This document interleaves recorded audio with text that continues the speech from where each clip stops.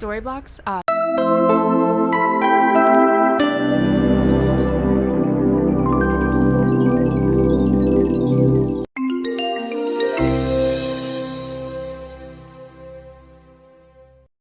On Blitz, we have Reese Murphy, star player for the Banks County Lady Leopards. Reese, you're kind of a veteran of being on Blitz at this point, but thank you so much for being on. Thank you for having me. So 20 wins in a row for the Lady Leopards, that's phenomenal. What makes a run like that possible for any team?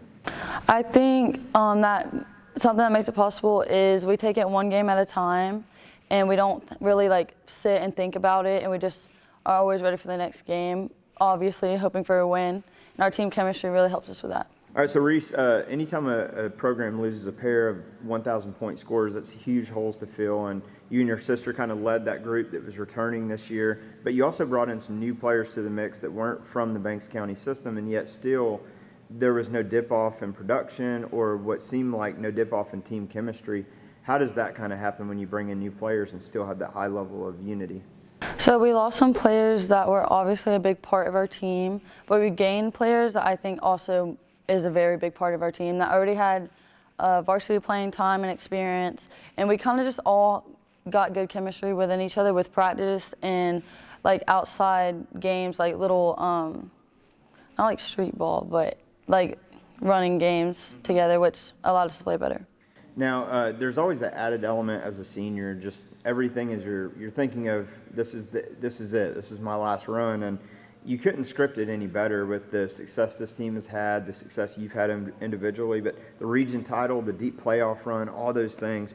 How special has the senior year been for you? It's been very special. I think I could talk and say for all of our seniors, we just want to go as far as we can, knowing it's our last year and making the run we made our sophomore year, getting to the state championship. Mm-hmm. Hopefully you can do that again too. And one of the individual accomplishments you had was getting 1,000 points. Let's rewind and walk us through leading up to the 1,000 points. Did you know you were close? Tell us the story of how you got there and what that felt like to do it in front of the home crowd. I did know I was close. I have been keeping up with it all season, just hoping that I would get at a home game. And on the last home game that we had, or that home game for the 1,000 points, I wasn't going to be able to get it at a home game because we had 3 away games after that.